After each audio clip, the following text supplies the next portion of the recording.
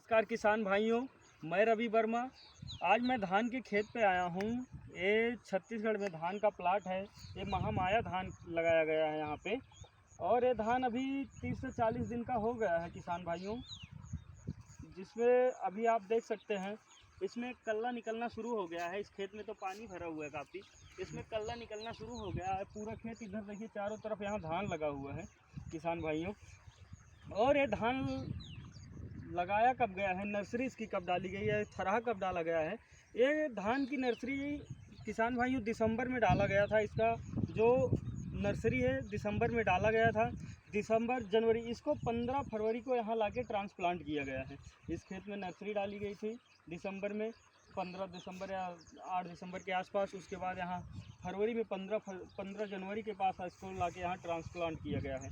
और ये आज धान 1 से 1.5 महीना का हो गया है।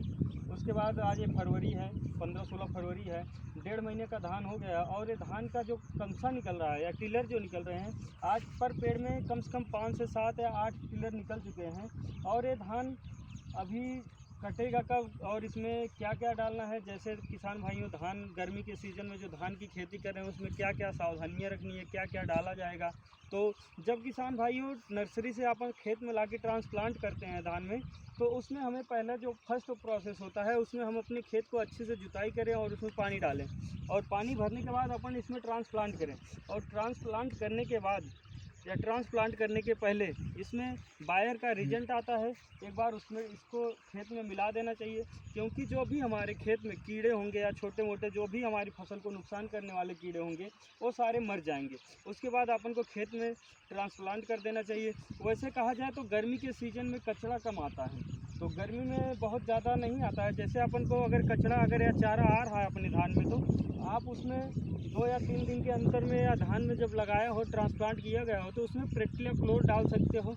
नहीं तो 2-4 गमले और नॉमिनी गोल्ड 1 हफ्ते के अंदर आप डाल सकते हो। ये सारी दवाएं आप डाल सकते हो धान में, जिससे हमारे धान में कचरा नहीं होगा और हमारा खेत साफ़ सुथरा रहेगा। इन केस जब कचरा नहीं है तो आपको इस सारी दवाओं को डालने की ज़रूरत नहीं है, ना तो नॉमिनी गोल्ड ना तो प्रेक्टिलाक्लोर, ये सब चीज़ें डालने की नहीं डालती हैं। अब हमें ध्यान देना है, जब धान हमारा 8 से 10 दिन का हो गया लगाने के बाद या ट्रांसप्लांट करने के बाद, तो उसमें हमें क्या क्या डालना है। जैसे पहले यूरिया डालना है, DAP डालना है, पोटास डालना है। उसके साथ हमें किसी भी कंपनी का माइकोराइजा या ह्यूमिक एसिड एक बार खेत में 2.5 से 3 किलो एकड़ के हिसाब से आपको डालना है।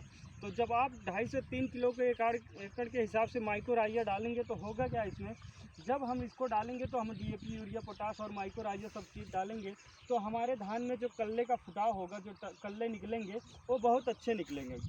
हमारा धान कंसा मारेगा और हमारे धान के जहाँ मतलब एक जगह पे कम से कम 8 से 7 पेड़ हो जाएंगे। हम माइकोराइजा का काम है, और DAP हमारे खेत को मजबूत करेगा और पेड़ को बढ़ाएगा। यूरिया जो पड़ेगी वो धान को बढ़ाएगी।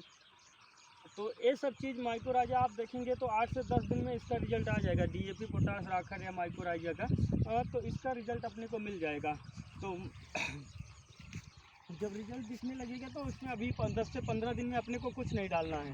उसके बाद फिर देखना है हमारे खेत में क्या कोई बीमारी नहीं आ रही है, कुछ बीमारी है तो ये सब चीज़ों के ध्यान में देके अपने को खेती करना है। और गर्मी के सीज़न में जो धान की पैदावार होती है वो बोलते हैं बहुत अच्छी होती है। अगर आप ठंडी के या बरसात के सीज़न में कर रहे हो तो 20-22 कुंटल एकड़ के हिसाब से निकालते हैं, लेकिन जो गर्मी में होता है वो 24 से 25-26 कुंटल, 1-2 कुंटल का मतलब बेनिफिट होता है। 1-2 कुंटल 3 कुंटल ज़्यादा ही पैदावार होती है किसान भाइयों।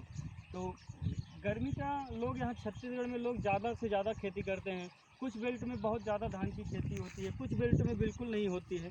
लेकिन आप देख सकते हैं यहाँ से पूरा प्लेट मतलब जहाँ तक दिख रहा है, तो आप देखेंगे तो पूरे धान का लगा है। पूरा ये धान का मतलब 20 से 25 एकड़ एक साथ पूरा धान का ही मतलब लगा हुआ है। धान ही ट्रांसप्लांट किए गए हैं। और ये महामाया यहाँ बोला जाता है, जो मतलब मोटा धान है। ये इसका कहते हैं लोग पैदावार भी है और इसमें रोग वगैरह कम लगता है किसान भाइयों।